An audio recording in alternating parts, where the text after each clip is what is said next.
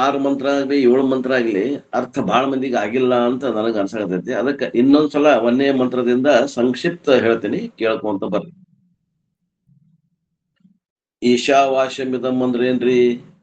ಈಶ್ವರ ಅಂದ್ರ ಯಾರ್ರಿ? ಹಿಂಗೆಲ್ಲ ಕೇಳಾಗತ್ತಾನ. ಲಕ್ಷ ಕೊಟ್ಟು ಕೇಳ್ರಿ. ಇವು ವೇದಾಂತ ಪ್ರಕ್ರಿಯೆಗಳನ್ನ ಮರ್ತಿವಿ ಅಂತಂದ್ರ ನಾವೆಲ್ಲೇ ಕಳೆದು ಹೋಗ್ಬಿಡ್ತೇವೆ ಏನ್ರಿ.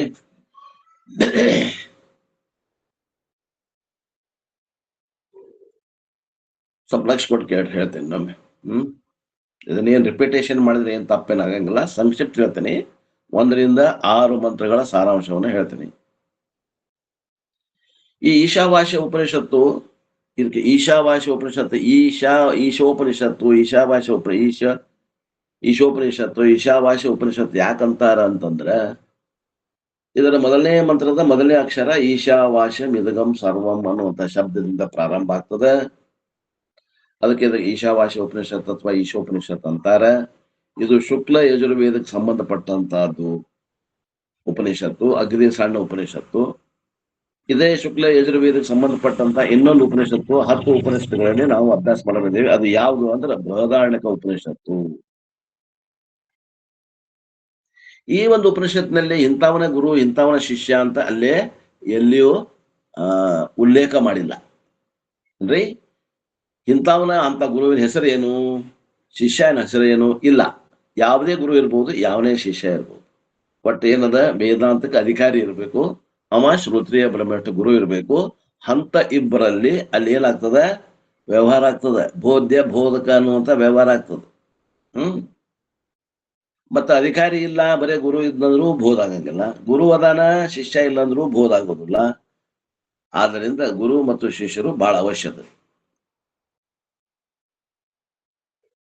ಇಲ್ಲೇ ಮತ್ತೆ ಅಲ್ಲಿ ಗುರು ಶಿಷ್ಯರು ಇಲ್ಲ, ಅವ್ರ ಹೆಸರಿಲ್ಲ, ಗುರು ಶಿಷ್ಯರು ಇಲ್ಲ ಏನು ಅಂದ್ರೆ ಅದಾರ, ಗುರು ಶಿಷ್ಯರು ಅದಾರ. ಅದು ಯಾವ್ದೋ ಗುರು ಯಾವ್ದೋ ಶಿಷ್ಯ ಅಂತ ತಿಳ್ಕೊಬೇಕು ಅಷ್ಟೇ.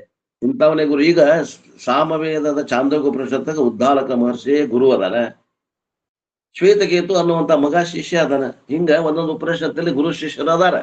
ಆದ್ರೆ ಇಲ್ಲೇ ಯಾವ ಗುರುವಿನ ಹೆಸರು ಶಿಷ್ಯನ ಹೆಸರು ನೇಮಣಿಕೆ ಮಾಡಿಲ್ಲ.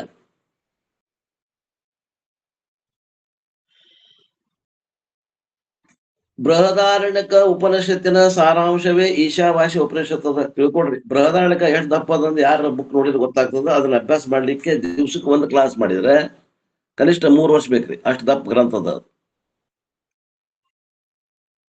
ಅದರ ಸಾರಾಂಶ ಅಂತಂದ್ರೆ ಇದು ಯಾವುದು, ಈಶಾವಾಸ್ಯ ಉಪನಿಷತ್ತು. ಬರೀ ಕೇವಲ 18 ಮಂತ್ರಗಳನ್ನು ಇಳಿಸ್ಯಾರ ಋಷಿ ಮುನಿಗಳು, ನಮಗ ಅನುಕೂಲ ಮಾಡಿಕೊಟ್ಟಾರ. ಈ ನಮಗೆ 18 ಮಂತ್ರದ ಸಾರಾಂಶ ಹೇಳ್ರಿ ಅಂದ್ರೆ ಮೊದಲೇ 2 ಮಂತ್ರದಾಗ ಇಟ್ಬಿಟ್ಟಾರ ಸಾರಾಂಶವನ್ನು ಏನ್ರಿ. ಮೊದಲಿನ 2 ಮಂತ್ರದಲ್ಲಿ ಸಾರಾಂಶ ಇಟ್ಟಾರೆ. ಈ ಉಪನಿಷತ್ತು ಏನ್ ಹೇಳ್ತದ ಅಂದ್ರ, ಒಬ್ಬ ಆಧ್ಯಾತ್ಮಿಕ ಸಾಧಕನ ಗುರಿಗಳು ಹೆಂಗಿರ್ಬೇಕು ಅನ್ನೋದನ್ನ ಹೇಳ್ತದ ಏನ್ರಿ. ಆಧ್ಯಾತ್ಮಿಕ ಸಾಧನೆ ಮಾಡ್ಬೇಕಂದ್ರೆ ಸಾಧನೆ ಹೆಂಗದ, ಅವ ಸಾಧಕ ಹೆಂಗಿರ್ಬೇಕು, ಏನ್ ಸಾಧನೆ ಮಾಡ್ಬೇಕು ಅವ, ಅದನ್ನ ಹೇಳ್ತದ.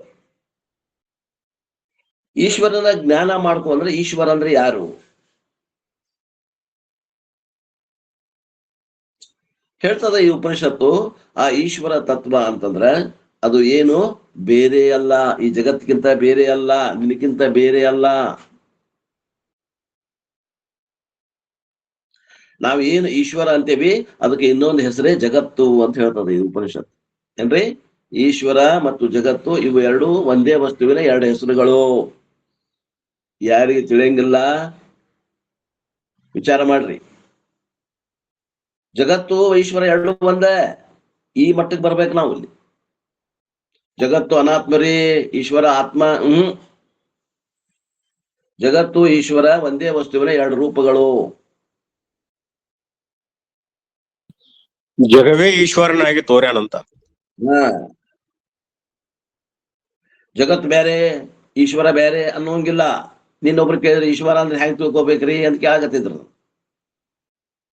ಇಲ್ಲ, ಈಶ್ವರನ ಜಗತ್ತು, ಜಗತ್ತಂದ್ರೆ ಈಶ್ವರ. ಆಮ್ಯಾಗ ಏನಂತಾರ ಅವರು, ಈ ಜಗತ್ತಿನ ದೃಷ್ಟಿ ಏನೈತಲ್ಲ ಅದನ್ನ ಹಿಂದೆ ಸರಿಸಿ ಅದನ್ನ ಈಶ್ವರ ಅಂತ ತಿಳ್ಕೊಡ್ರಿ ಅಂತ ಹೇಳೋದದ ನಮ್ಮ ಉದ್ದೇಶ.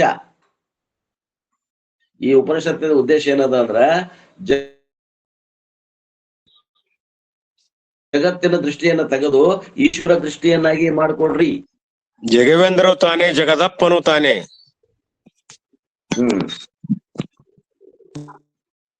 ಅದಕ್ಕೆ ಏನಂತಾರ ಅವರು ಅಂತಂದ್ರ, ಈ ದೃಷ್ಟಿ ಮಾಡ್ಕೊಳಕ ಒಂದೇ ಶಬ್ದದ ಒಂದೇ ಶ್ಲೋಕದ ಅರ್ಥ ಏನು? ಈಶಾ ವಾಶ ಮಿದಗಂ ಸರ್ವಂ. ಅಂದ್ರೆ ನಮ್ಮ ದೃಷ್ಟಿಯೊಳಗ ಪ್ರಪಂಚ ದೃಷ್ಟಿ ಹೋಗಿ ಈಶ್ವರ ದೃಷ್ಟಿ ಆಗ್ಬೇಕು.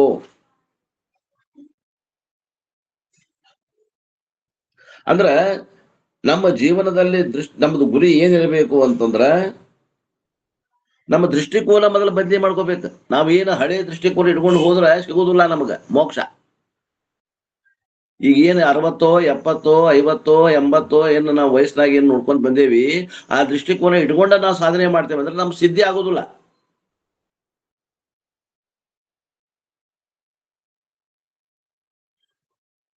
ನಾವೇನ್ ಇಟ್ಕೊಂಡೇವಿ ಇಲ್ಲಿ ಮಟ್ಟ ದೃಷ್ಟಿಕೋನ? ಸಾಕಷ್ಟು ದುಡ್ಡು ಗಳಿಸ್ಬೇಕು, ಸಾಕಷ್ಟು ಮಂದಿ ಗಳಿಸ್ಬೇಕು, ಸಾಕಷ್ಟು ಆಸ್ತಿ ಮಾಡ್ಬೇಕು ಅಂದ್ರೆ ನಾವು ಸುಖ ಸಿಗ್ತದ ಅಂತ ತಿಳ್ಕೊಂಡೇವಿ ನಾವು. ಮೋಕ್ಷ ಅಂದ್ರೆ ಏನು? ಸುಖ.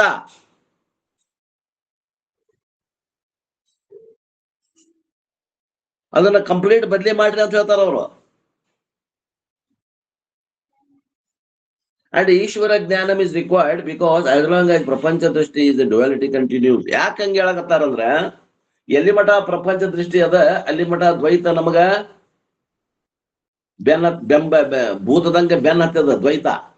ಮತ್ತೆ ಎಲ್ಲಿ ಮಠ ದ್ವೈತ ಅದ ಅಲ್ಲಿ ಮಠ ನಮಗ ಸುಖ ಸಿಗುವುದಿಲ್ಲ. ಮೋಕ್ಷ ಅಂದ್ರೆ ಏನ್ರಿ? ಸುಖ.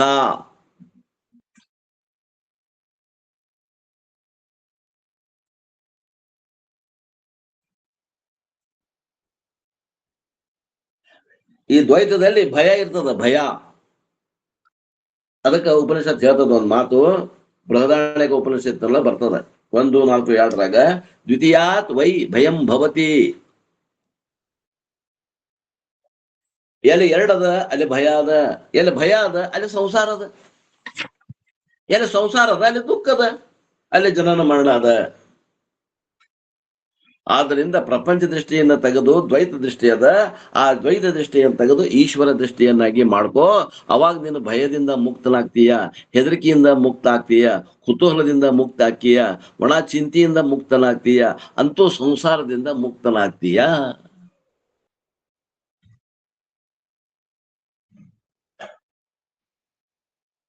ಅಂದ್ರೆ ಏನ್ರಿ?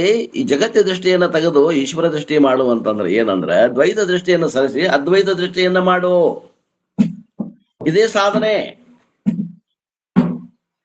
ಈಶ್ವರ ಏವ ಇದಗಂ ಸರ್ವಂ.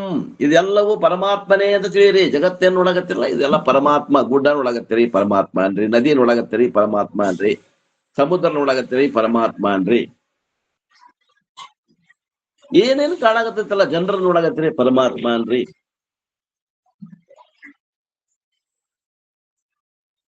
ಹಿಂಗ ಒಂದ್ ವೇಳೆ ನಾವು ಅದ್ವೈತ ದೃಷ್ಟಿಯನ್ನು ಇಟ್ಕೊಂಡಿವಂದ್ರೆ ಏನಾಗ್ತದ ಅಂದ್ರ, ಆ ಭಯದ ಸ್ಥಾನದಲ್ಲಿ ಅಭಯವನ್ನ ನಾವು ತಳ್ಳಿಕ್ಕೆ ಸಾಧ್ಯ ಆಗ್ತದ. ಇದು ಒಂದು ಟೆಕ್ನಿಕ್.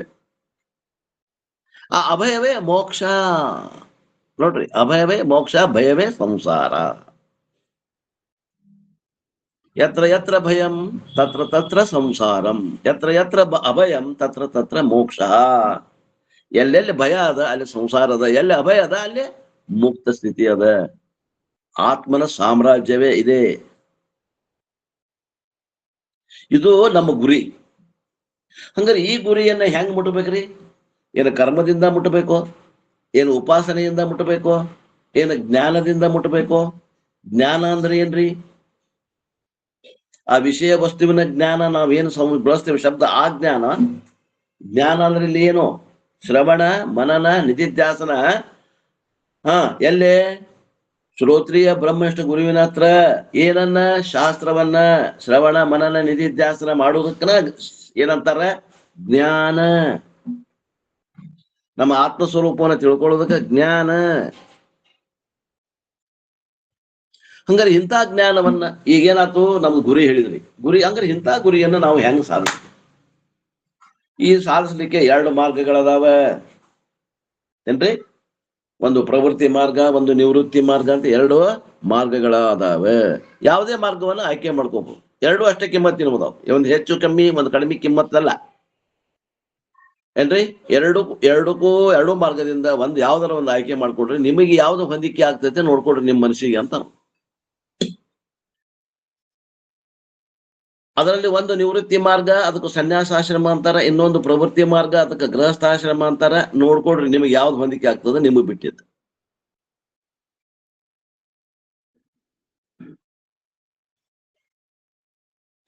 ಒಂದು ವಿಚಾರ ಹೇಳ್ತಾರ, ನೀವು ಗೃಹಸ್ಥಾಶ್ರಮದಾಗ ಪ್ರವೃತ್ತಿ ಮಾರ್ಗ ಹಿಡ್ಕೊಂಡ್ರಿ ಅಂದ್ರೆ ಅಲ್ಲೇ ಬಹಳಷ್ಟು ವ್ಯವಹಾರ ಇರ್ತದೆ, ಜೀವನದಲ್ಲಿ ಚಟುವಟಿಕೆ ಇರ್ತದೆ, ಸಾಕಷ್ಟು ಜನರು ಕೂಡ ವ್ಯವಹಾರ ಮಾಡಬೇಕಾಗ್ತದೆ, ನಮಗೆ ಏಕಾಂತದ ಕೊರತೆ ಇರ್ತದೆ.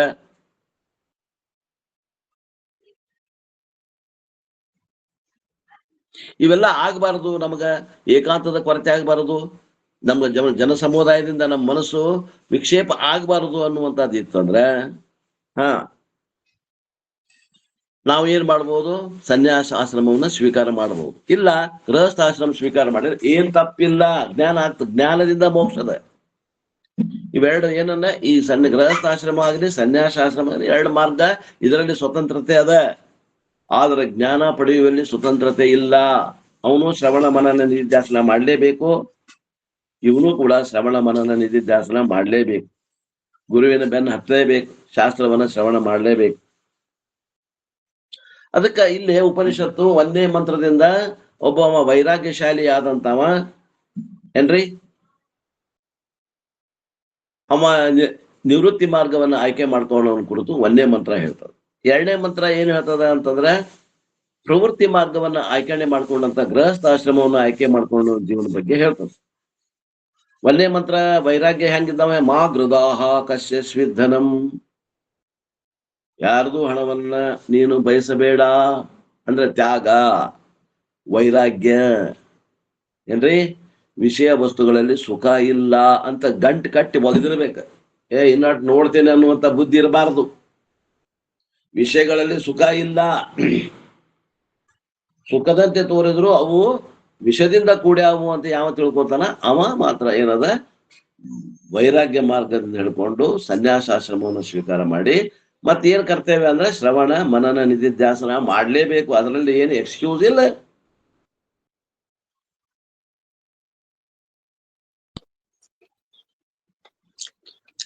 ವಿಷಯಾಂತ್ಯಜ ವಿಶ್ವತ್ಯಜಿ ಮುಕ್ತಿ ಮಿಚ್ಚಿಷೇತ್. ಮುಕ್ತಿ ಬೇಕು ಅಂತಂದ್ರೆ ಅಂತಾರ ಅಷ್ಟಾವಕ್ರರು ಜನಕ ಮಹಾರಾಜನಿಗೆ ಹೇಳ್ತಾರ.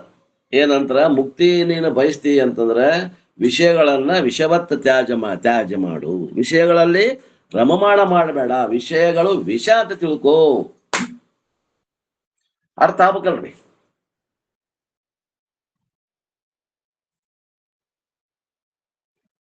ಮಂಗ ಹಿಡ್ಯಾವ ಅಡವ್ಯಾಗ ಹೋಗಿ ಒಂದು ಚಟಗಿ ತಗೊಂಡು ಹೋಗಿತ್ತಲ್ಲ, ಒಂದು ಚಟಗಿ ಗಡಿಗೆ, ಸಣ್ಣ ಬಾಯಿ ಇದ್ದಿದ್ ಗಡಿಗೆ ಚಟಗಿ ಅಂತ ಅದಕ್ಕೆ ತಗೊಂಡು ಒಂದು ಶೇಂಗಾ ಕಾಳು ತಗೊಂಡು ಹೋಗಿರ್ತಾನೆ, ಒಂದು 1 ಕಿಲೋ ಶೇಂಗಾ ಕಾಳು ತಗೊಂಡು ಹೋಗಿರ್ತಾನೆ.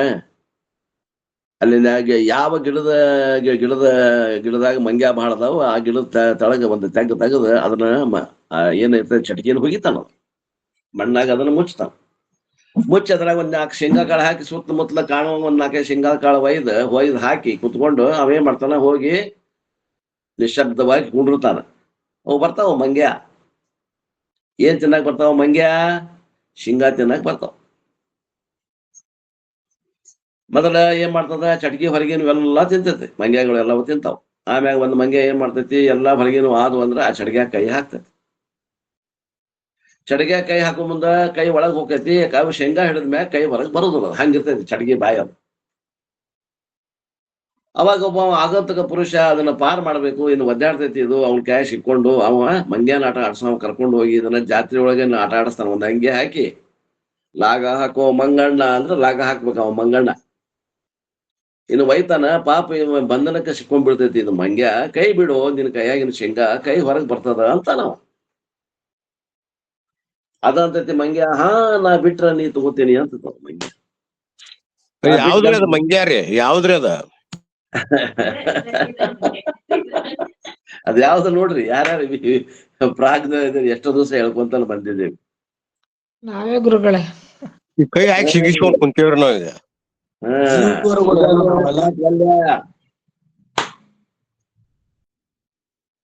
ಆಮ್ಯಾಗ ಮಂಗ್ಯಾಕ ಶೇಂಗಾ ಅಂದ್ರೆ ಬಾಳ ಪ್ರೀತಿ ಅಲ್ರಿ. ಹೌದು. ಶೇಂಗಾ ಅಂದ್ರೆ ಮಂಗ್ಯಾಕ್ ಬಾಳ ಪ್ರೀತಿ ಅಂತ. ಹಂಗಾರೆ ಶೇಂಗಾ ತಿಂದವ್ರೆಲ್ಲರೂ ಮಂಗ್ಯ ಏನು? ಹಿಂಗ ಒಂದು ಹಾಸ್ಯ. ಹಂಗೇನ್ ತಿಳ್ಕೊಬೇಡ್ರಿ. ಹಂಗ ಒಂದು ಹಾಸ್ಯ ನಮ್ಮ ಅಪ್ಪವ್ರು ನಮಗ್ ಮಾಡಿದ್ರೆ ನಾವು ನಿಮಗೆ ಹೇಳಾಗತ್ತೇವೆ ಅಷ್ಟೇ. ಹಂಗಾಗೈತ್ ನೋಡ್ರಿ. ಹೇಳ್ತಾನ ಅವ ಆಗಂತಕ ಪುರುಷ ಹೇಳ್ತಾನ, ಅಗದಿ ನಮ್ಮ ಹಿತಚಿಂತಕ ಹೇಳ್ತಾನೆ, ಏನು ವಿಷಯವನ್ನ ವಿಷದಂತೆ ತ್ಯಾಗ ಮಾಡು ಅಂತ ಹೇಳ್ತಾನ. ಮಾಡೋರು ಯಾರು? 60 ಆತು,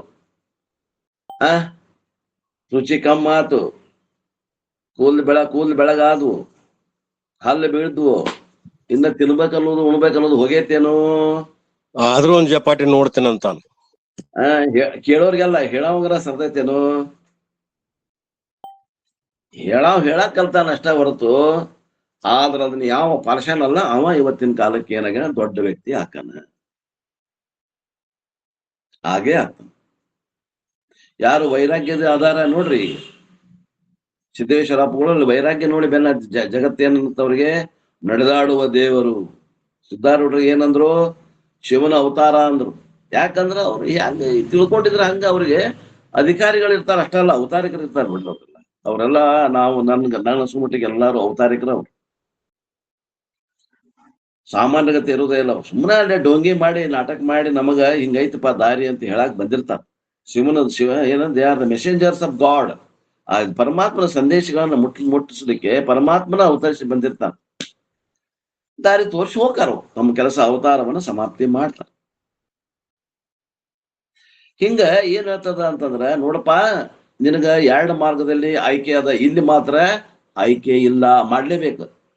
ನಾನು ಸನ್ಯಾಸಿ ಆಶ್ರಮ ಸ್ವೀಕಾರ ಮಾಡೀನಿ, ನಾ ಶ್ರವಣಕ್ಕೆ ಬರಂಗಿಲ್ಲ, ನನಗ ಪಲ್ಲಂಗ ಇದು ಏನು ಮೆರವಣಿಗೆ ಮಾಡ್ರಿ, ನನಗ ಎಲ್ಲಾ ಏನದ ಗೌರವಗಳನ್ನು ಕೊಡ್ರಿ ಅಂತಾವ್ ಮಠಾಧೀಶರು ಅದಾರಿ ಇವತ್ತಿನ ಕಾಲಕ್ಕೆ. ಯಾವ ವೇದಾಂತದ ಅಭ್ಯಾಸನೂ ಇಲ್ಲ ಅವ್ರಿಗೆ ಏನ್ರಿ. ಅಂತ ಸ್ವಾಮಿಗಳು ಅದಾರ, ಮಠಾಧೀಶರು ಅದಾರ.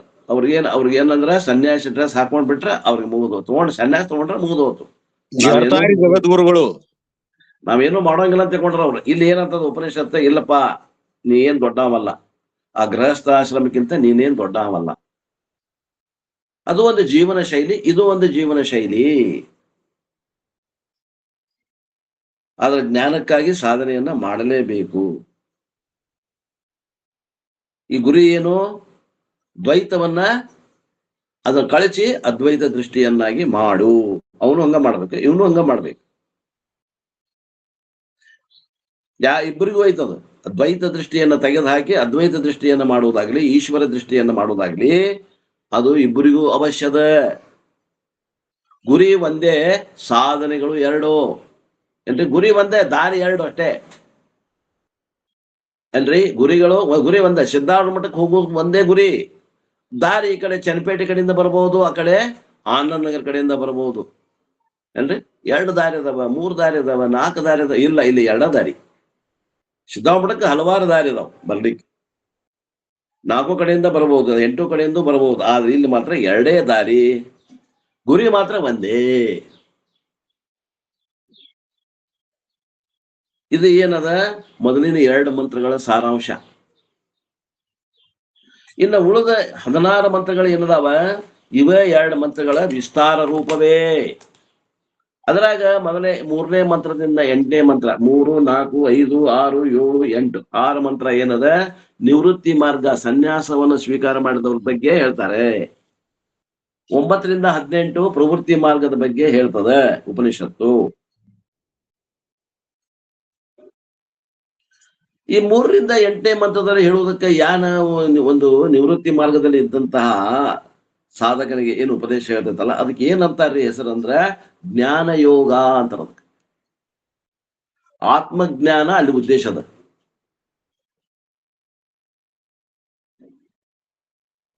ಮತ್ತ ಆಮೇಲೆ ಏನ್ ಮಾಡ್ತದ ಉಪನಿಷತ್ತು ಅಂದ್ರ, ಈ ಆತ್ಮಜ್ಞಾನಕ್ಕ ಬಾರದೇನೆ ಈ ವಿಷಯ ಲೋಲುಪ್ತ ಮಾರ್ಗದಲ್ಲಿನ ವಯಸ್ಸಾಗಿ ಜೀವನ ಆಯುಷ್ಯ ಕಳ್ಕೊಳಕತ್ತಾರಲ್ಲ, ಅಂತವ್ರ ಬಗ್ಗೆ ಟೀಕಾ ಮಾಡಾಕತ್ತದ ಉಪನಿಷತ್ತು.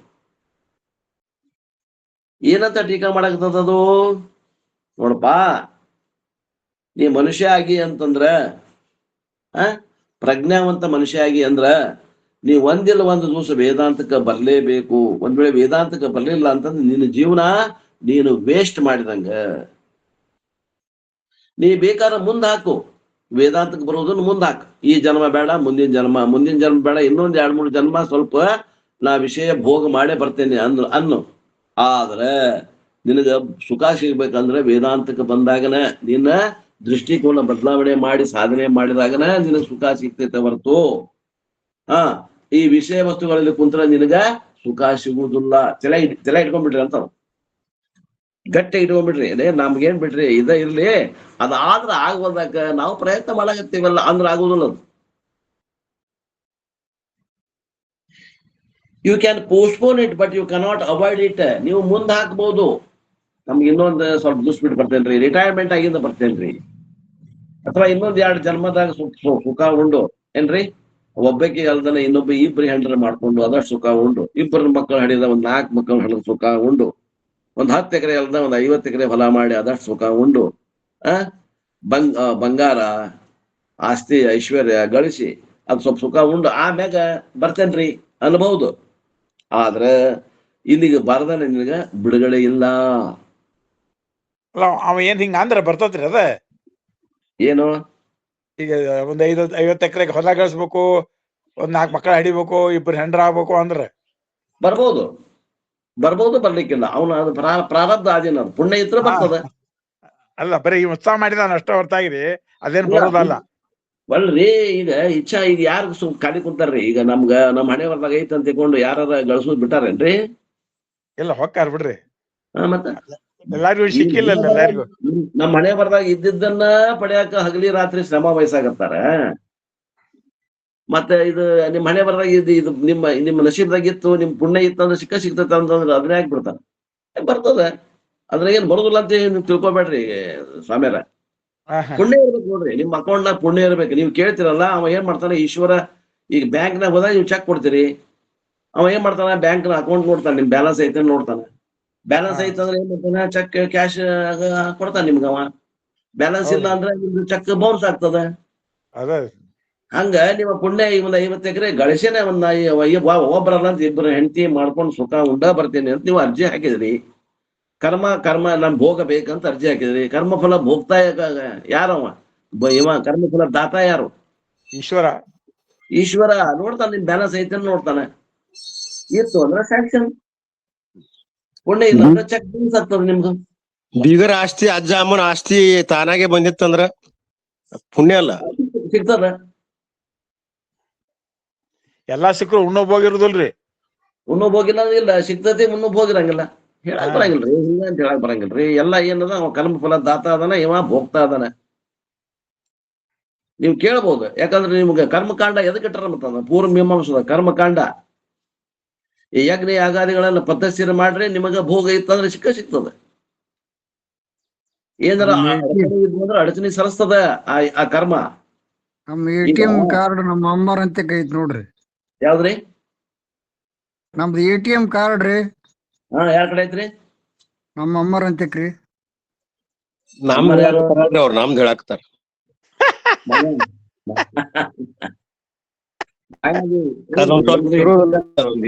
ಜೋಳಕ್ ಆಯ್ತದ್ರಿ ಅದ ಯಾವಾಗ ಮುಂದುವರ್ಸ್ರಿ ನೀವು.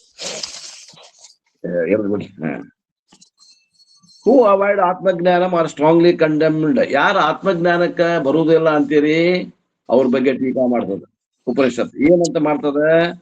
ಅವ್ರು ಎಂತ ಜೀವನ ಮಾಡ್ತಾರಪ್ಪ ಅಂದ್ರ, ಯಾವ ಮಾರ್ಗದಲ್ಲಿ ಕತ್ಲದ ಆ ಕತ್ತಲದಲ್ಲಿ ಅವರು ಪ್ರಯಾಣ ಮಾಡಾಕತ್ತಾರ. ಸಂಸಾರ ಅಂತಂದ್ರ ಈ ಕತ್ತಲದಲ್ಲಿ ಪ್ರಯಾಣ ಮಾಡುವುದು. ಅಂದ್ರೆ ಎಂತ ಕತ್ಲ ಅಂದ್ರೆ ಆತ್ಮಜ್ಞಾನದ ಕತ್ತಲದಲ್ಲಿ ಪ್ರಯಾಣ ಮಾಡುವವರ ಮಾರ್ಗ ಇದು. ಕತ್ಲ ಅಂತಂದ್ರೆ ಈ ಕತ್ಲ ಅಲ್ಲ, ಲೌಕಿಕ ಕತ್ಲ ಅಲ್ಲ, ಆತ್ಮಜ್ಞಾನದ ಅನ್ನುವಂತ ಬೆಳಕಿನ ಅಭಾವ.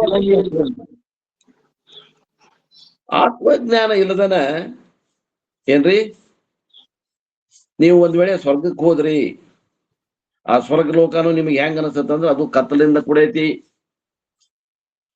ನೀವು ಬ್ರಹ್ಮಲೋಕಕ್ಕೆ ಹೋದ್ರೆ ಅದು ಕೂಡ ಅದು ಅಲ್ಲೇನೂ ಕೂಡ ಎಂತ ಬೆಳಕೈತಂದ್ರೆ ಕೂಡ ಅದು ನಿಮಗ ವೇದಾಂತ ಇಲ್ಲ ಅಂತಂದ್ರೆ ಅದು ಕೂಡ ಕತ್ತಲೆಯ ಲೋಕವಾಗಿ ಪರಿಣಾಮ ಆಗ್ತದೆ. ಅಲ್ಲಿ ಹೋದ್ರು ಸಂಸಾರ ತಪ್ಪುದಿಲ್ಲ. ನೀವು ಎಲ್ಲೇ ಹೋದ್ರಿ ಆತ್ಮಜ್ಞಾನ ಇಟ್ಕೊಂಡು ಹೋದ್ರಿ, ನಿಮಗ ಮುಕ್ತನ ಅದ, ಬಂಧನನೂ ಇಲ್ಲ. ಆತ್ಮಜ್ಞಾನ ಇಲ್ಲದ ನೀವು ಎಲ್ಲಿಗಾರ ಹೋಗ್ರಿ, ನಿಮಗ ಬಂಧನ, ನಿಮಗ ದುಃಖ ತಪ್ಪಿದ್ದಲ್ಲ, ದ್ವೈತ ತಪ್ಪಿದ್ದಲ್ಲ, ಬೆಂಬಿಡದ ಭೂತ. ಇಷ್ಟನ್ನ ಟೀಕಾ ಮಾಡ್ತದ. ಯಾರು ವೇದ ಶಾಸ್ತ್ರಕ್ಕೆ ಬರುವುದಿಲ್ಲ, ಯಾರು ದ್ವೈತ ಖರೆ ಅಂತ ಹೊಂಟಾರ ಅವ್ರ ಬಗ್ಗೆ ಟೀಕಾ ಮಾಡ್ತದ ಉಪನಿಷತ್. ಅಂದ್ರೆ ಅದನ್ನ ಮಾಡಬೇಡ್ರಿ ಅಂತ ಹೇಳ್ದಂಗ. ಇಷ್ಟು ಕಂಡಮ್ ಮಾಡಿದ ಮ್ಯಾಗ, ಅವ್ರನ್ನ ತಿರಸ್ಕಾರ ಮಾಡಿದ ಮ್ಯಾಗ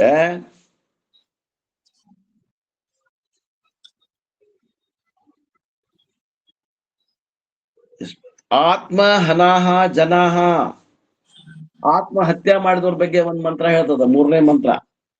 ಯಾರು ಆತ್ಮಜ್ಞಾನವನ್ನ ಪ್ರಯತ್ನ ಮಾಡಿಲ್ಲ ಅವರು ತಮ್ಮ ಆತ್ಮನನ್ನೇ ತಾವೇ ಕೊಂದಾರ, ಕೊಲೆಗಾರರು ಅಂತ ಅವ್ರನ್ನ ಟೀಕಾ ಮಾಡ್ತದ. ಇನ್ನೊಂದು 2ನೇ ಟೀಕಾ ಇದು.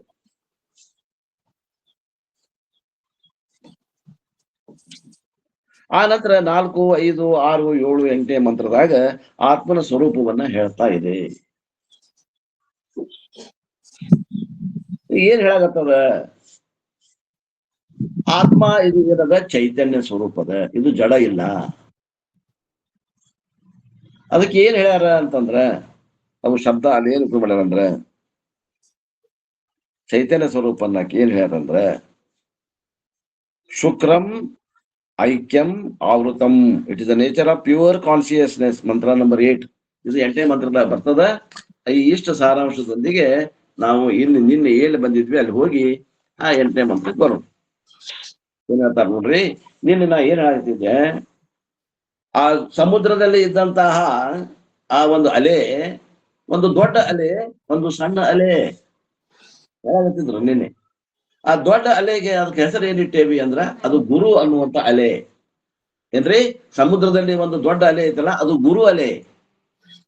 ಅಲ್ಲಿ ಒಂದು ಶಿಷ್ಯ ಏನದ ಅಂತಂದ್ರ ಅದು ಸಣ್ಣ ಅಲೆ. ಆ ಗುರು ಅಲೆ ಹೇಳ್ತದ, ಸಣ್ಣ ಅಲೆಗೆ ಹೇಳ್ತದ, ಏ ನೀನು ಅಲೆ ಅಲ್ಲ, ನೀನು ನೀರು ಅಂತ ಹೇಳ್ತದ. ಯಾವುದು? ಆ ಗುರು ಅಲೆ ಹೇಳ್ತದ. Page number 60 last para. ನೋಡಪ್ಪ, ನೀನು ನೀರನ್ನ, ನಿನ್ನ ಸ್ವರೂಪ ನೀರನ್ನ ಐತಿ. ನೀನು ಏನದ ಈಗ ಆಕಸ್ಮಿಕವಾಗಿ ಕ್ಷಣಿಕವಾಗಿ ಈ ನಾಮರೂಪವನ್ನ ಧರಿಸಿದೀಯಾ, ಅದಕ್ಕೆ ನೀ ಅಲೆಯಾಗಿ ಕಾಣಾಗತ್ತೀಯ.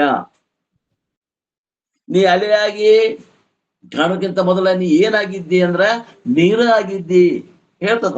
ಸದೇವ ಸೌಮ್ಯ ಇದಮಗ್ರ ಆಸೀತ್ ಏಕಮೇ ಭಾದ್ವಿತೀಯಂ ಬ್ರಹ್ಮ. ನೀನು ಅಲೆ ಆಗೋಕ್ಕಿಂತ ಮೊದಲ ನೀನು ಏನಾಗಿದ್ದೀಪ ಅಂದ್ರ ನೀ ನೀರ ಆಗಿದ್ದಿ. ಆತಾರೆ ನೀ ಅಲೆಯಾಗಿ ಕಾಣುವ ಹೊತ್ನಾಗು ನೀ ಏನದಿಪ್ಪ ಅಂದ್ರ ನೀನ್ ನೀರ ಅದಿದಿ. ಅಲೆ ನಾಶ ಆದಾಗನು ನೀ ಏನದಿ ಅಂದ್ರ ನೀನು ನೀರ ಅದಿದಿ ಅಂತ ಹೇಳ್ತದ. ಆ ಗುರು ಅಲೆ ಆ ಒಂದು ಮರಿ ಅಲೆಗೆ ಹೇಳ್ತದ, ಶಿಷ್ಯ ಅಲೆಗೆ ಹೇಳ್ತದ. ಎಂತ ಚಂದ ರೂಪಕ್ಕೆ ಕೊಟ್ಟು ಹೇಳ್ತಾರ.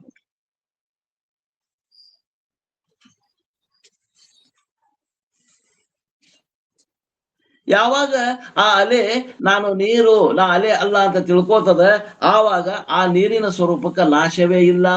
ತಿಳ್ಕೊಡ್ರಿ.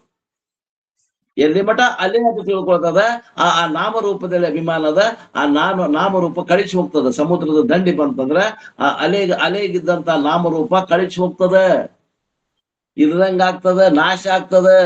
ಆದ್ರ ನೀರಿಗೆ ನಾಶ ಇಲ್ಲ.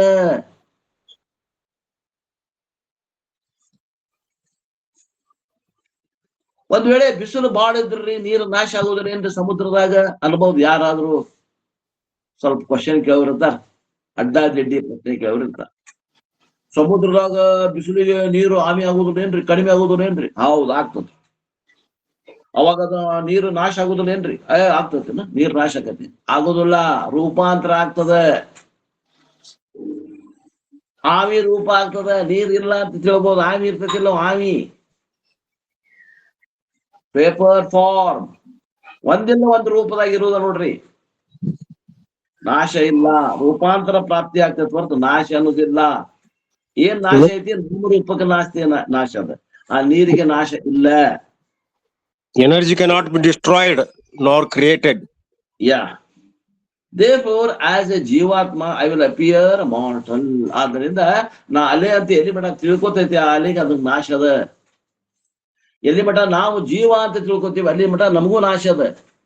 ಆತ್ರಿ, ಏನಾಗ್ಲಿ, ಇಷ್ಟು ವಯಸ್ಸಾತು, ಇನ್ನೇನು ಬಾಳ ಆದ್ರೆ ಇನ್ನೂ ಸ್ವಲ್ಪ ದಿವಸ ಬದುಕ್ಬಹುದು. ನಮ್ಮ ಹೊರಗಿವ್ರು ಆಗ್ಲೇ ಹೋಗ್ಯಾರ, ನಮ್ದು ಪಾಳೆ ಹತ್ತೈತಿ, ನಾವು ಲೈನ್ದಾಗ ಅದೇವಿ ಅನ್ನಬಹುದು ಅಂತಾನವ. ಆದ್ರ ನಾಶ ಅನ್ನೋದಿಲ್ಲ, ತಿಳ್ಕೊಡ್ರಿ. ನಮಗ ನಾನು ಒಂದ್ ದಿವ್ಸ ನಾಶ ಆಗ್ತೇನೆ ಅಂತ ಅನಿಸ್ತದ. Appear as A mortal, as A ಪರಮಾತ್ಮ, ಐ ಎಮ್ ಇಮ್ಮಾರ್ಟಲ್. ಅಲೆ ಅಂತ ತಿಳಿದ್ರ ನನಗೆ ನಾಶ ಅದ, ನಾನ್ ನೀರು ಅಂತ ತಿಳಿದ್ರ ನನಗೆ ನಾಶ ಇಲ್ಲ. ಈ ರಾಮರೂಪ ನಾನು ಅಂತ ತಿಳಿದ್ರೆ ನನಗೆ ನಾಶ ಅದ. ಈ ಅಧಿಷ್ಠಾನ ಸ್ವರೂಪದಿಂದ ನಿರ್ವಿಕಾರ ಸ್ವರೂಪ ಸಚ್ಚಿದಾನಂದವೇ ನಾನು ಇದೇನೆಂದ್ರೆ ನನಗ ನಾಶ ಇಲ್ಲ, ಮರಣ ಇಲ್ಲ, ನಾನು ಅಮರ. ಹಂಗಾರ ಏನ್ರಿ ಪರಿಹಾರ?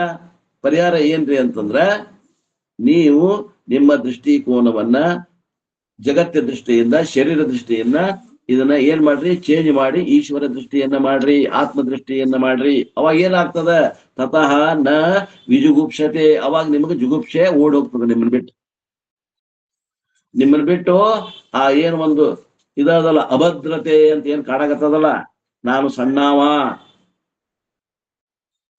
ನಾನು ಒಂದಿನ ಇರ್ಲಂಗಾಗವ, ನಾನು ಸತ್ ಹೋಗ್ತೇನಿ, ಈಗ ಅದೀನಿ, ಇನ್ನೊಂದ್ ಸ್ವಲ್ಪ ದಿವ್ಸಕ್ಕೆ ನಾ ಸತ್ ಹೋಗ್ತೇನಿ ಅಂತ ಅನ್ನೋದು ಏನ್ ಒಳಗ ಇಟ್ಕೊಂಡು ಕುಂತೇವ್ ನೋಡ್ರಿ, ಅದು ಹೋಗ್ತದ, ಕಾಲ್ ಕೀಳ್ತದ. ವಿಚಾರ ಮಾಡ್ಬೇಕು. ಮುಂಬೈ ಮಾಮ ಇದ್ದಂಗ ಐತದು, ಕುಂತದ. ಅದು ವಿಚಾರ ಮಾಡಕತ್ತಿರ ಅಂದ್ರ ಅದು ಕಾಲ್ ಕೀಳ್ತದ. ಅದಕ್ಕ ಅವಕಾಶ ಏನ್ ಕೊಟ್ಟೇವಿ ಅಂದ್ರ ನಾವ ಕೊಟ್ಟೇವಿ ಅದು ಇರಾಕ ಅವಕಾಶ. ಏನಂದ್ರ ಅವಿಚಾರ ಕೃತೇನ ಬಂಧ ವಿಚಾರೇನ ನಿವರ್ತತಿ. Shankaracharya gives another meaning also ಅಂತ ನಿನ್ನೆ ಹೇಳಿ ಬಿಟ್ಟಿದ್ದೆ. ಅಂದ್ರೆ ಇದಕ್ಕೆ ಅರ್ಥಕ್ಕೆ ಇನ್ನೊಂದು ಅರ್ಥ ಏನ್ ಮಾಡ್ಬೇಕು? ಜುಗುಪ್ಸ ಅಂತಂದ್ರೆ ಏನು? ತಿರಸ್ಕಾರ. First meaning I said the sense of insecurity. ಅಭದ್ರತೆ ಅನ್ನುವಂಥದ್ದು ಒಂದೇದ್ದು ಅರ್ಥ ಹೇಳಿದ್ರು. ಇನ್ನು ಎರಡನೇ ಅರ್ಥ ಶಂಕರಾಚಾರ್ಯರು ಏನ್ ಹೇಳ್ತಾರಂದ್ರೆ, ಎದಕ್ಕಂದ್ರೆ ನ ವಿಜುಗುಪ್ಸೆ ಅನ್ನೋದಕ್ಕ ಏನಂತಾರ, ಜ್ಞಾನಿ ಡಸಂಟ್ ಹೇಟ್ ಎನಿ ಒನ್. ಜ್ಞಾನಿ ಆದವ ಯಾರಿಗೂ ಕೂಡ ತಿರಸ್ಕಾರ ಮಾಡುವುದಿಲ್ಲ ಅಂತ ಹಿಂಗ ಅರ್ಥ ಮಾಡ್ತಾರೆ. Because he knows everything is karyam. every karyam is expression of karanam only. ಅವ ಯಾಕೆ ಹಂಗ ತಿಳ್ಕೊಂತಾನ? ಯಾರಿಗೂ ಅವ ಯಾಕ ತಿರಸ್ಕಾರ ಮಾಡೋದಿಲ್ಲ ಅಂದ್ರ, ಆ ಕಾರ್ಯ ಏನು ತೋರಾಗತ್ತದಲ್ಲ ಅದು ಕಾರಣದ ಸ್ವರೂಪ ಅದ. ಏನು ಗಡಿಗೆ ತೋರಾಗತ್ತದ, ಮಣ್ಣು ಬಿಟ್ಟು ಗಡಿಗಿಲ್ಲ. ಏನು ಜಗತ್ ತೋರಾಗತ್ತದ ಅದು ಪರಮಾತ್ಮ ತತ್ವ ಬಿಟ್ಟಿಲ್ಲ. ಏನ್ ಶರೀರ ತೋರಾಗತ್ತಲ್ಲ ಇದು ಪರಮಾತ್ಮ ತತ್ವ ಬಿಟ್ಟಿಲ್ಲ. ಇದು ಪರಮಾತ್ಮನದ ಅಂತ ತಿಳ್ಕೊಂಡ್ಬಿಡ್ತಾನವ. ಹಿಂಗಾಗಿ ಅವ ಯಾರಿಗೂ ಕೂಡ ಏನ್ ಮಾಡ್ತಾನೆ? ತಿರಸ್ಕಾರ ಮಾಡುವುದಿಲ್ಲ. Just as A parent look upon the child as N express extension of one self, similar the entire world is extension of my self, the ಆತ್ಮ. ಹೆಂಗ ನಾವು ಒಂದ್ ಮಕ್ಕಳನ್ನ ಹಡಿತೀವಿ, ಒಂದು ಗಂಡು ಹೆಣ್ಣು ಹಡಿತೀವಿ. ಮಕ್ಕಳನ್ನ ಹಡದ ಮ್ಯಾಗ ನಾವೇನ್ ತಿಳ್ಕೊತೇವ್ರಿ? ನಾವು ಈ ಒಂದು ಜಗತ್ತಿಗೆ ನನ್ನ ಅವಶೇಷವನ್ನ ಬಿಟ್ಟು ಹೊಂಟೇನಿ. ನಾ ಇಲ್ಲ ಅಂದ್ರು ನನ್ನ ಮಗ ಇರ್ತಾನ, ನನ್ನ ಮಗ ಇಲ್ಲಂದ್ರು ಮೊಮ್ಮಗ ಇರ್ತಾನ, ನನ್ನ ವಂಶಸ್ಥರು ಈ ಜಗತ್ನಾಗ ಇದ್ದೇ ಇರ್ತಾರ ಅನ್ನುವಂತಹ ಒಂದು ಅವಶೇಷವನ್ನ ಬಿಟ್ಟು ಹೊಂಟೇವಲ್ಲ. ಹಂಗ ಜ್ಞಾನಿ ಏನ್ ತಿಳ್ಕೊತಾನಪ್ಪ ಅಂತಂದ್ರ, ನನ್ನ ಆತ್ಮ ಸ್ವರೂಪವೇ ಜಗತ್ತಾಗ್ಯದ ಅಂತಾನವ. ನನ್ನ ಆತ್ಮ ಸ್ವರೂಪವೇ ಜಗತ್ತು ಆಗೈತೆ, ನನ್ನ ಶರೀರ ಆಗೈತೆ ಅಂತಾನ. I disapprove the others' actions if they are wrong, but I cannot hate the other person. ಅಂತಾರ. ಮತ್ತೊಬ್ಬರದಲ್ಲಿ ಕಾರ್ಯವನ್ನ ನಾನು ಟೀಕಾ ಮಾಡಬಹುದು ಏನ್ರಿ, ಆ ಮನುಷ್ಯನನ್ನ ಟೀಕಾ ಮಾಡುದಿಲ್ಲ ಅಂತಾರ. ಅದಕ್ಕೆ ಒಂದ್ ಮಾತು ಹೇಳ್ಯಾರೇನು ಗೊತ್ತಿಲ್ಲ Aristotle, hate the sin not the Sinner, because minus Sinner he is not A Sinner. ಅಂದ್ರೆ ಆ ಮಾತಿನ ಅರ್ಥ ಏನಂದ್ರ, ಪಾಪಿಯನ್ನ ನೀನು ಹೀಯಾಳಿಸು, ಪಾಪವನ್ನ ಹೀಯಾಳಿಸು, ಪಾಪಿಯನ್ನಲ್ಲ. ಯಾಕಂದ್ರ ಅವ ಪರಮಾತ್ಮನ ಸ್ವರೂಪನೇ ಇದ್ದಾನೆ. ಆ ಪಾಪಿಯಲ್ಲಿ ಪಾಪವನ್ನ ಕಳೆದ್ರೆ ಅವ ಪರಮಾತ್ಮನೇ ಇದ್ದಾನೆ. ಆದ್ದರಿಂದ ಅವ ಮಾಡಿದ ತಪ್ಪು ಕೃತಿಯನ್ನ ನೀನು ಏನ್ ಮಾಡು? ಟೀಕಾ ಮಾಡು. ಆದ್ರೆ ಅವನನ್ನ ಟೀಕಾ ಮಾಡಕ್ ಹೋಗ್ಬೇಡ. Hate the sin not the Sinner. I disapprove the other's action if they are wrong, but I cannot hate the other person. A mother may approve a child's behavior. Disapproval doesn't mean hatred. ಒಂದ್ ಮಗು ಏನೋ ತಪ್ಪು ಮಾಡ್ತದ, ಆ ತಪ್ಪು ಮಾಡಿದ ಕೃತ್ಯವನ್ನ ನೀನು ಟೀಕಾ ಮಾಡ್ರಿ, ಆ ಮಗುವಿನ ಟೀಕಾ ಮಾಡಂಗಿಲ್ಲ. ಪಾಪ ಗೊತ್ತಿಲ್ಲದ ಮಾಡೈತಿ ಅಂತಾಳಕಿ ತಾಯಿ. ಹಂಗ ಜ್ಞಾನಿ ಆದಂತವ ಯಾರನ್ನು ಟೀಕಾ ಮಾಡೋದಿಲ್ಲ. ಅವ್ರು ಮಾಡಿದ ಕಾರ್ಯಗಳು ವೇದ ಬಾಹಿರ ಇದ್ವು ಅಂದ್ರೆ ಡೆಫಿನೆಟ್ಲಿ ಟೀಕಾ ಮಾಡ್ತಾರೆ. So the second benefit of Jnanam is absence of hatred towards anything and everything. Advaita sarvabhutanam. ಸರ್ವಭೂತಗಳಲ್ಲಿ ಅದ್ವೈತ ದೃಷ್ಟಿಯನ್ನ ಮಾಡ್ತಾನ ನಮ್ಮ ಜ್ಞಾನಿ. ಆದ್ದರಿಂದ ನಾವು ಯಾರನ್ನೂ ತಿರಸ್ಕರಿಸುವುದಿಲ್ಲ. ಏನರ್ಥ ಇದು? ತತಃ ನ ವಿಜುಗುಪ್ಸಸೆ ಅನ್ನೋದಕ್ಕೆ ಎರಡನೇ ಅರ್ಥ. ಇದನ್ನ ಆಚಾರ್ಯ ಶಂಕರಾಚಾರ್ಯರು ತಮ್ಮ ಭಾಷೆಯೊಳಗೆ ಬರೀತಾರೆ. ದ ನೆಕ್ಸ್ಟ್ ಮಂತ್ರ is also A profound one. ಇನ್ನು ಮುಂದಿನ ಮಂತ್ರ ಏನದ? 7ನೇ ಮಂತ್ರವನ್ನ, ಅದು ಕೂಡ ಆಳವಾದ ಅರ್ಥಗರ್ಭಿತವಾದಂತಹ ಅರ್ಥದ ಆ ವಿಷಯವನ್ನ ಈಗ ನೋಡೋಣ. ಯಸ್ಮಿನ್ ಸರ್ವಾಣಿ ಭೂತಾನಿ ಆತ್ಮೈವ ಅಭೂತ್ ವಿಜಾನತಃ ತತ್ರ ಕೌ ಮೋಹ ಕಶೋಕ ಏಕತ್ವಂ ಅನುಪಶ್ಯತ. ಇದರ ಈ ಮಂತ್ರವನ್ನ ಶಂಕರಾಚಾರ್ಯ ಅಷ್ಟ ಅಲ್ಲ, ಅನೇಕ ಶ್ರೋತ್ರಿಯ ಬ್ರಹ್ಮಚ ಗುರುಗಳು ಅಲ್ಲೆಲ್ಲ ಉಪಯೋಗ ಮಾಡ್ತಾರೆ. ಈ ಶ್ಲೋಕವನ್ನ ಬ್ಯಾಪಟ್ ಮಾಡ್ಬೇಕು. ಏನ್ ಹೇಳ್ತಾರೆ ಈ ಶ್ಲೋಕದ ಅರ್ಥವನ್ನ ನೋಡ್ರಿ. ಹಿಂದಿನ ಶ್ಲೋಕದಲ್ಲಿ ಏನ್ ಹೇಳಿದ್ರು ಅಂತಂದ್ರ ಪ್ರತಿಯೊಂದು ಆತ್ಮನ ಸ್ವರೂಪ ಅಂತ ಹೇಳಿದ್ರು. ಆ ಆತ್ಮವು ಪ್ರತಿಯೊಂದರಲ್ಲಿ ಅದ ಅಂತ ಹೇಳಿದ್ರು. ಆತ್ಮ ಇದು ಸರ್ವ ಅಂಡ್ ಆತ್ಮ is the content of everything. ಅಂದ್ರ ಪ್ರತಿಯೊಂದರಲ್ಲಿ ವಸ್ತುವಿನಲ್ಲಿ ಸಾರಭೂತವಾಗಿ ಏನಿದೆಯಪ್ಪ ಅಂದ್ರ ಆತ್ಮನೇ ಇದೆ. ಜಗತ್ತಿನಲ್ಲಿ ಏನಿದೆಯೋ, ಈ ಮೊಬೈಲ್ ಕೂಡ ಹಿಂದ ಏನದ? ಆತ್ಮನದ. ಪುಸ್ತಕದಲ್ಲಿ ಏನದ? ಆತ್ಮನದ. ಈ ಶರೀರದಲ್ಲಿ ಹಿಂದೆ ಏನದ? ಆತ್ಮನದ. ಅದರ ಸಾರ ಏನದ ಅಂದ್ರೆ ಆತ್ಮವೇ ಇದೆ. ಆತ್ಮ ಅಂಡ್ ಅನಾತ್ಮ ಹ್ಯಾವ್ ಗಾಟ್. ಆತ್ಮ ಅನಾತ್ಮದಲ್ಲಿ ಕಾರ್ಯಕಾರಣ ಸಂಬಂಧವನ್ನು ಹೇಳ್ಕೊಂತ ಬಂದ್ರು. In all these discussions we talked about atma and everything else anatma. ಇಲ್ಲಿವರೆಗೆ ಏನ್ ಹೇಳ್ಕೊಂತ ಬಂದ್ರಪ್ಪ ಅಂತಂದ್ರ ಒಂದು ಆತ್ಮ ತತ್ವ ಬಂದದ, ಅದನ್ನು ಹೊರತುಪಡಿಸಿ ಉಳಿದದ್ದೆಲ್ಲ ಅನಾತ್ಮ ತತ್ವ ಅದ. ಒಂದು ಚೇತನ, ಆ ಚೇತನವನ್ನು ಹೊರತುಪಡಿಸಿ ಉಳಿದದ್ದೆಲ್ಲ ಅನಾತ್ಮ ತತ್ವ. ಹಂಗಾರೆ ಇದು ಏನಾಯ್ತು? ಎರಡದವೇನ್ರಿ? ಹಂಗಾರೆ ಒಂದು ಆತ್ಮ ಒಂದು ಅನಾತ್ಮ ದ್ವೈತ ಹೇಳ್ತಾರೇನು? ಇಲ್ಲ. ನಾವು ಆತ್ಮನ ಎಲ್ಲ ಐತಿ, ಎಲ್ಲದರಲ್ಲಿ ಆತ್ಮ ಐತಿ, ಆತ್ಮನ ಎಲ್ಲ ಐತಿ ಅಂತಂದ್ರೆ ದೇರ್ ಮಸ್ಟ್ ಬಿ ಟು. ಆದ್ರೆ ಎರಡು ಅದಾವೇನಂದ್ರೆ ಎರಡಿಲ್ಲ. We have talked about karyakarana sambandha between them.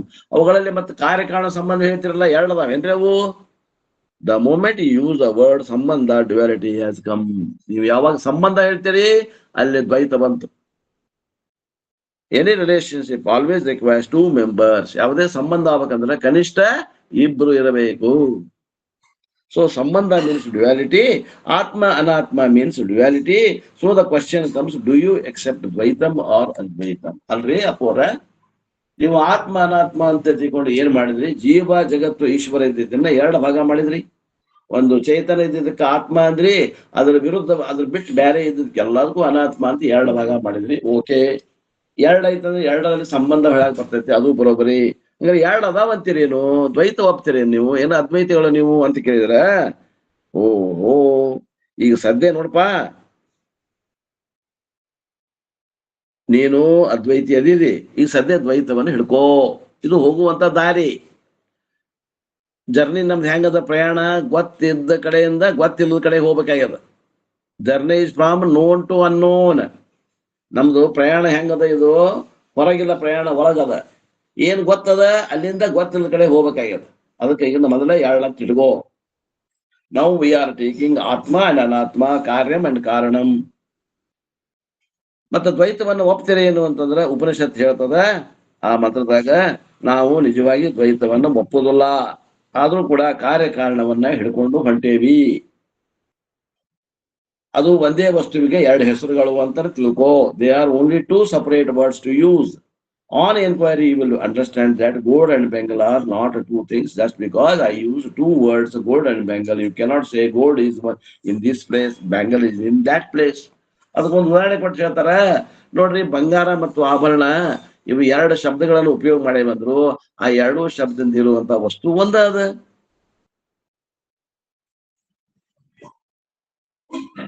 ಇಲ್ರಿ, ಆ ಆಭರಣ ತೋರಿಸ್ರಿ, ನಾ ತೋರಿಸ್ತೀನಿ. ಬಂಗಾರ ಇಲ್ಲೈತಿ, ಆಭರಣ ಅಲ್ಲೈತಿ ಅಂತ ತಿಳ್ಕೊಂಡು 2 ಬೇರೆ ಬೇರೆ ಜಗದಾಗ ಐತಿ ಅನ್ನೋ ತೋರಿಸ್ರಿ. ಎಲ್ಲಿ ಬಂಗಾರದ ಅಲ್ಲೇ ಆಭರಣದ. ಆಭರಣ ಬಂಗಾರ ಬಿಟ್ಟಿಲ್ಲ. ಆದ್ದರಿಂದ ಆಭರಣ ಬಂಗಾರ ಅನ್ನೋದು 2 ಶಬ್ದ ಅದಾವು, ವಸ್ತು ಮಾತ್ರ ಒಂದೇ ಅದ. ಯಾಕಂದ್ರ ಆ ಒಂದು ಬಂಗಾರದ ಆಭರಣಕ್ಕ ಬಂಗಾರ ಬಿಟ್ಟು ತನ್ನದೇ ಆದಂತ ಅಸ್ತಿತ್ವ ಇಲ್ಲ. ಹಂಗಾರ ಆ ಬಂಗಾರದ ಆಭರಣ ಏನು ಅಂದಂಗ ಆ ಬಂಗಾರಕ್ಕನ ಇನ್ನೊಂದು ಹೆಸರು ನಾಮ ರೂಪ. ಕೆಲವೊಂದು ನಿಯಮಕ್ಕೆ ಒಳಪಟ್ಟು ಅದು ನೆಕ್ಲೇಸ್ ಅನಿಸ್ಕೊಂಡದ. ಕೆಲವೊಂದು ನಿಯಮಕ್ಕೆ ಒಳಪಟ್ಟ ಇದ್ದಂತ ಬಂಗಾರವೇ ರಿಂಗ್ ಆಗ್ಯದ, ನೆಕ್ಲೇಸ್ ಆಗ್ಯದ, ಬಳಿ ಆಗ್ಯದ, ಏನೋ ಆಗ್ಯದ. ಅವು ಕಂಡೀಷನ್ ಒಳಪಟ್ಟು, ಡಿಸೈನ್ ಒಳಪಟ್ಟು. ಆದ್ದರಿಂದ ಕಾರ್ಯಕಾರಣ ಅನ್ನೋದು ಇಲ್ಲವೇ ಇಲ್ಲ. ಕಾರ್ಯಕಾರಣ ಹೇಳಕ್ ಬರುವುದಿಲ್ಲ. ನಾವು ತಿಳ್ಕೊಳಕ್ ಹಿಂಗ್ ಹೇಳೇವಿ. ನಿಜವಾಗಿ ಅಲ್ಲೇ ಸಂಬಂಧನೂ ಇಲ್ಲ, ಯಾವ ಸಂಬಂಧನೂ ಇಲ್ಲ. ಎರಡು ವಸ್ತು ಇದ್ರೆ ಸಂಬಂಧ ಇರ್ತಿದ್ವಿ, ಸಂಬಂಧನೂ ಇಲ್ಲ.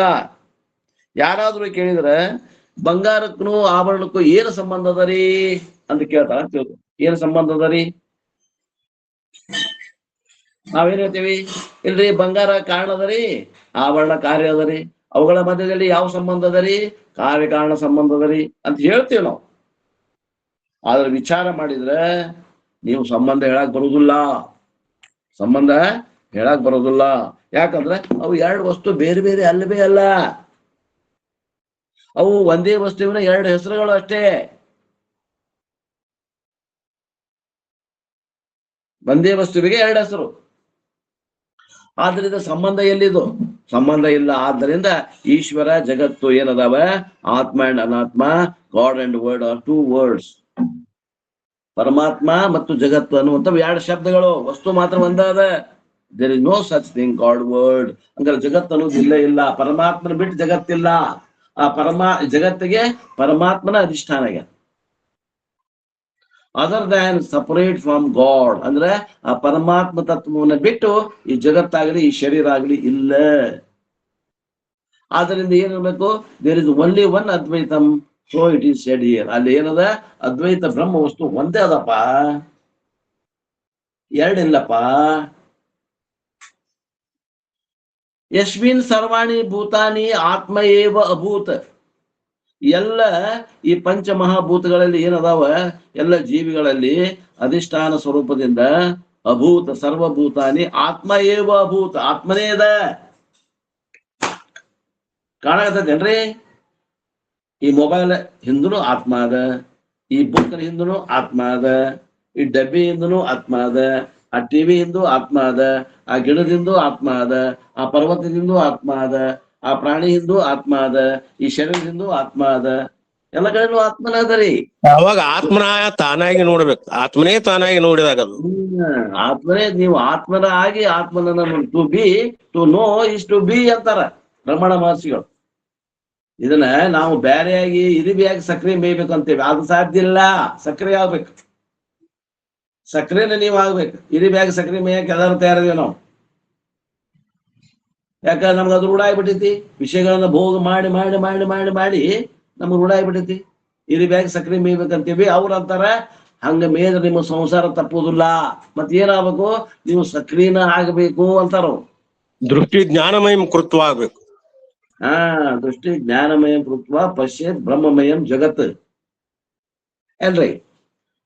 ಯಸ್ಮಿನ್ ಸರ್ವಾಣಿ ಭೂತಾನಿ ಆತ್ಮ ಏವ ಅಭೂತ. A person understand the so called anatma is different name and same atma. ಅನಾತ್ಮಗಳು ಏನ್ ಅದಾವು? ಇವೆಲ್ಲ ಆತ್ಮನ ಸ್ವರೂಪದವ. ಯಾರನ್ನ ನೀವು ಅಲಗಳಿತೀರಿ?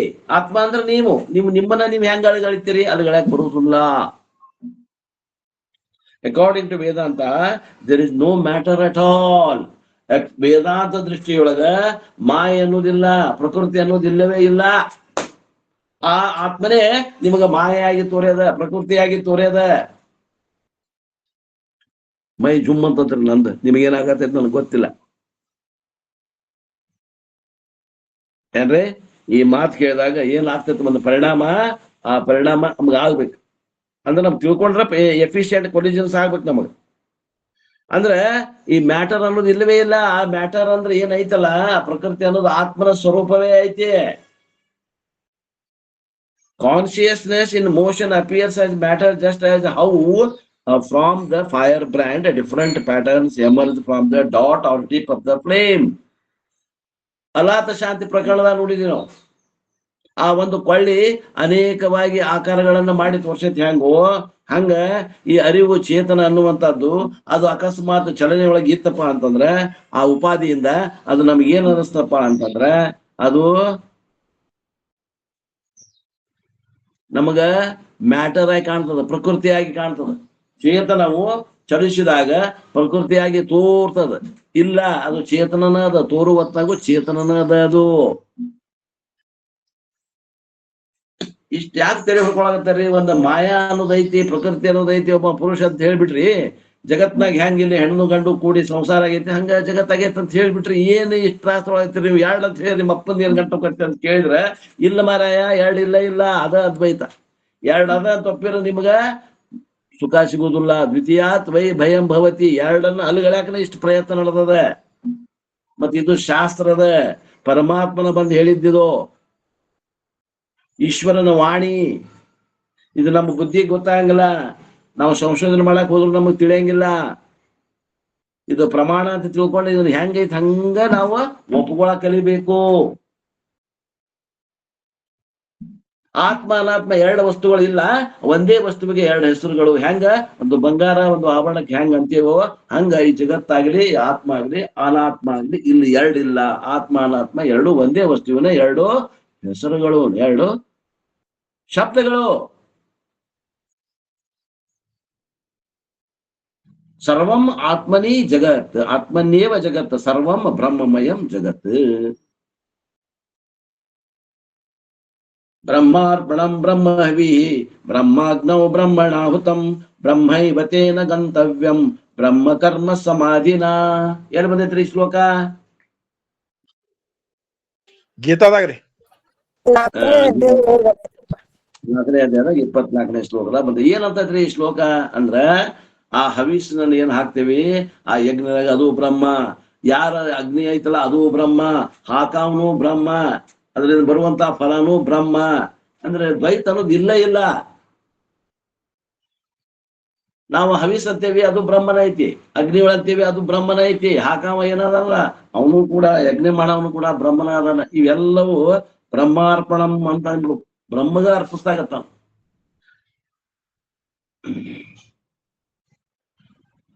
We think that this shloka is for eating. ಈ ಶ್ಲೋಕವನ್ನ ಸಂಪ್ರದಾಯದಾಗ ಊಟ ಮಾಡೋ ಮುಂದೆ ಬಳಸ್ತಾರೆ. ವೈಶ್ವಾನರ ಅಗ್ನಿಗೆ ಹಾಕುವಂತ ಅನ್ನ ಅದು ಬ್ರಹ್ಮ, ಉಣ್ಣುವಂತ ಆಹಾರವನ್ನು ಉಣ್ಣುವಂತ ವೈಶ್ವಾನರ ಅಗ್ನಿ ಅದು ಬ್ರಹ್ಮ ಅಂತ ನಾವು ಅದನ್ನ ಊಟ ಮಾಡುವಂತಾಗ ಹೇಳಿಸ್ತಾರ. ಇದನ್ನ ನಾವು ಹೇಳಾಗತ್ತೇವೆ ಅಂದ್ರೆ ಇದು ಊಟ ಮಾಡೋ ಮುಂದೆ ಹೇಳುವ ಮಂತ್ರ ಅಂತ ತಿಳ್ಕೊಳ್ಳೇವಿ. ಅಲ್ಲ, ಆಳವಾಗಿ ವಿಚಾರ ಮಾಡಿದ್ರೆ ಈ ಶ್ಲೋಕನ ಏನ್ ಹೇಳ್ತದ ಅಂತಂದ್ರ, ಪ್ರತಿಯೊಂದು ಜಗತ್ನಾಗ ಏನೈತಲ್ಲ ಪ್ರತಿಯೊಂದು ಆತ್ಮನ ಸ್ವರೂಪ ಅದ ಅಂತ ಹೇಳ್ತದ ಈ ಶ್ಲೋಕ. ಸರ್ವಾಣಿ ಭೂತಾನಿ, ಆಲ್ ದ ಅನಾತ್ಮ ಇನ್ಕ್ಲೂಡಿಂಗ್ ಬಾಡಿ, ಆತ್ಮ ಏವ ಅಭೂತ್ ಈಸ್ ಅಂಡರ್ಸ್ಟುಡ್ ಎಸ್ ಆತ್ಮ, ಆತ್ಮ ಅಲೋನ್. ನಿಮ್ ಶರೀರ ನಮ್ಮ ಶರೀರ, ನಿಮ್ ಹೊಲ ನಮ್ಮ ಹೊಲ ಅನ್ನೋದು ಆತ್ಮ ಐತಿ. ಒಂದೇ ವಸ್ತು, ಹೆಸರು ಬೇರೆ ಬೇರೆ.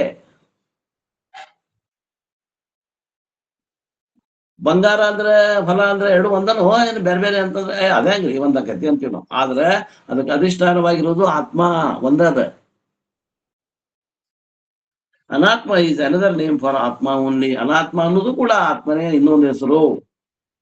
ಅಭೂತ್ it is when a person is perceived in this manner. ಈ ದೃಷ್ಟಿಯಿಂದ ಯಾವಾಗ ವಿಚಾರ ಮಾಡ್ತಾನೆ, ವಿಜಾನತಃ ಅಂದ್ರೆ ಯಾವಾಗ ತಿಳಿತಾನೋ, wise person. Just as a scientist, matter it seems solid and tough and tangible is an illusion. ನೋಡ್ರಿ, ಪ್ರಕೃತಿ ಕೈಗೆ ಹಿಡ್ಯಾಕ್ ಸಿಗಾಗತೈತಿ, ಈ ಟೇಬಲ್ ಕೈಗೆ ಹಿಡ್ಯಾಕ್ ಸಿಗಾಗತೈತಿ. ಮಿಸಿಯಾಡಬಾರ್ದು, ಪುಸ್ತಕ ಮಿಸಿಯಾಡಬಾರ್ದು, ಮೊಬೈಲ್ ಐತ್ ಅನ್ಸಾಗತೈತಿ, ಹೋಗಿ ಮುಟ್ಟಿದ್ರೆ ಹಿಡ್ಯಾಕ್ ಬರ್ತೈತಿ. ಆದ್ರೂ ಅದು ಆತ್ಮನ ಐತಿ ಅಂತ ಹೇಳ್ತದ ಉಪನಿಷತ್. ನಮ್ಗ ಮುಟ್ಟಾಕ್ ಬರ್ತದ ಅಂದ್ರೂ ಕೂಡ ಇದು ಭ್ರಮ, ಅದು ನಿರಾಕಾರನ ಐತಿ ಅಂತ. ಸಾಕಾರ ಆಗಿ ಕಾಣಾಕತೈತಿ ಅಂದ್ರ ಭ್ರಮ ಅಂತ. ಅದು ನಿರಾಕಾರನ ಐತಿ. ಆತ್ಮ ಸ್ವರೂಪ ನಿರಾಕಾರ ಹೌದಲ್ಲ, ಅದು ನಿರಾಕಾರನ ಐತಿ. ನಮಗ ಮುಟ್ಟಾಕ್ ಬಂದೈತಿ ಅಂದ್ರೆ ಅದು ಭ್ರಮ ಅಂತ ತಿಳ್ಕೊಂತಾರ ಅವ್ರು. ಹೆಂಗದ ರೀ, ಇಷ್ಟು ಶ್ರದ್ಧೆ ಬೇಕು ನೋಡ್ರಿ ವೇದಾಂತದ ಮ್ಯಾಗ. ಅಂದಾಗ ಒಳಗ್ ಪರಿಣಾಮ ಆಗ್ತದ, ಇಲ್ಲಾಂದ್ರೆ ಪರಿಣಾಮ ಆಗಂಗಿಲ್ಲ. ಅದು ಹಂಗ ಹಣಿಗೆ ಹಾಕಿ ಹೋಗೋರಿಗೆ ಪರಿಣಾಮ ಆಗೋದಿಲ್ಲ. 10 ಕೂಡ 11 ಇದು ಒಂದು ಕ್ಲಾಸ್ ಪಾ. ಮುಂಜಾನಿಂದ ಒಂದು 10-12 ಕ್ಲಾಸ್ ಅದಾವೆ, ನಮಗೂ ಏನು ಕೆಲಸ ಇಲ್ಲ. ಹಂಗ ನೋಡೋಣ ಇಲ್ಲಟ್ ಏನ್ ಹಾಕ್ತಾ ಹೇಳ್ತಾರ ಕೇಳೋಣ ಅಂತ ಬಂದವ್ರಿಗೆ ಏನೂ ಕೆಲಸ ಆಗುದಿಲ್ಲ. ಇದು ಭ್ರಮ ಅಂತ ತಿಳ್ಕೋಬೇಕಾಗ್ತದೆ. ಇದು it is nothing but non tangible energy in high speed motion. Science ವಿದ್ಯಾರ್ಥಿಗಳಿಗೆ ಹೇಳ್ತಾರ, ಇದು ನಮ್ಮ ಕೈಗೆ ಹತ್ತಾಗತೈತಿ ಅಂದ್ರೆ ಅದು ಮೋಷನ್ದಾಗ ಐತಿ, ಚೇತನ ಚಲನೆ ಒಳಗೈತಿ, ನಮಗ ಟ್ಯಾಂಜಿಬಲ್ ಆಗಿ ಕೈಗೆ ಮುಟ್ಟಾಕ ಬರಾಗತ್ತದ. Energy is intangible. ಆ ಶಕ್ತಿ ಅನ್ನುವಂಥದ್ದು ಆತ್ಮತತ್ವ ಅನ್ನೋದಕ್ಕೆ ಶಕ್ತಿ ಅಂತಾರ. ಆ ಎನರ್ಜಿ ಅನ್ನೋದು ಅದು ಯಾರಿಗೂ ಮುಟ್ಟಾಕ ಆಗುದಿಲ್ಲ, ಸ್ಪಷ್ಟ ಜ್ಞಾನಕ್ಕೆ ಅಗೋಚರ ಅದ. It is a very high motion creates an illusion as though there is a tangible matter. ಯಾವ್ದು ಚಲಿಸ್ತಾ ಇದೆ ಅದು ನಮಗ ಕೈಗೆ ಸಿಗಾಗತ್ತದ, ಕೈಗೆ ಹತ್ತಾಗತ್ತದ ಅಂತ ಅದು ತಿರುಗ್ತಾ ಇದೆ. ಸಾಕಷ್ಟು ಸ್ಪೀಡ್ ನಿಂದ ತಿರುಗುವಂತ ವಸ್ತುನ ನಮ್ ಕೈಗೆ ಮುಟ್ಟಾಕ್ ಬರ್ತದ ಅನಿಸ್ತದ. ಒಂದು ಚೌಕ್ ಇದ್ದಿದ್ದ ಒಂದು ಟಗರ್ ತಗೋರಿ, ಅದನ್ನ ತಿರುಗಿಸ್ರಿ. ಅಥವಾ ಒಂದು ಆಯತ ಇದ್ದಿದ್ ತಗೋರಿ, ಯಾವ್ದಾರ ಒಂದು ತಗಡ, ಅದನ್ನ ತಿರುಗಿಸ್ರಿ. ಹೆಂಗ್ ಕಾಣ್ತೈತದು? ಸರ್ಕಲ್ ಕಾಣಿಸ್ತೈತಿ. ಸರ್ಕಲ್ ಕಾಣ್ತದ. ಅದು ಸರ್ಕಲ್ ಐತೇನೋ? ಇಲ್ಲ. ಯಾವುದೇ ಒಂದು ಶರೀರ ತಿರುಗುವತ್ನಾಗ ಗೋಲ್ ಕಾಣ್ತದ, ಗೋಲ್ ಇಲ್ಲ ಅಂದ್ರೂ ಗೋಲ್ ಕಾಣ್ತದ. ಅದು ಗೋಲ್ ಕಾಣ್ತೈತೆ ಅಂತ ಗೋಲ್ ಅಂತೀರ ನೀವು? ಅದಕ್ಕೆ ಅನ್ನಕ್ ಬರಂಗಿಲ್ಲ. For A scientist A tangible matter is nothing but intangible energy in motion. ಒಬ್ಬ ವಿಜ್ಞಾನಿಗೆ ಈ ಪ್ರಕೃತಿ ಅನ್ನುವಂಥದ್ದು ಏನೈತಪ್ಪ ಅಂದ್ರೆ ಚಲನೆಯಲ್ಲಿ ಇದ್ದಂತ ಆತ್ಮತತ್ವವೇ, ಶಕ್ತಿನೇ ಚಲನೆಯಲ್ಲಿದ್ದಾಗ ಅದು ನಮಗ ಮುಟ್ಲಿಕ್ಕೆ ಕಾಣ್ಲಿಕ್ಕೆ ಬರ್ತದ.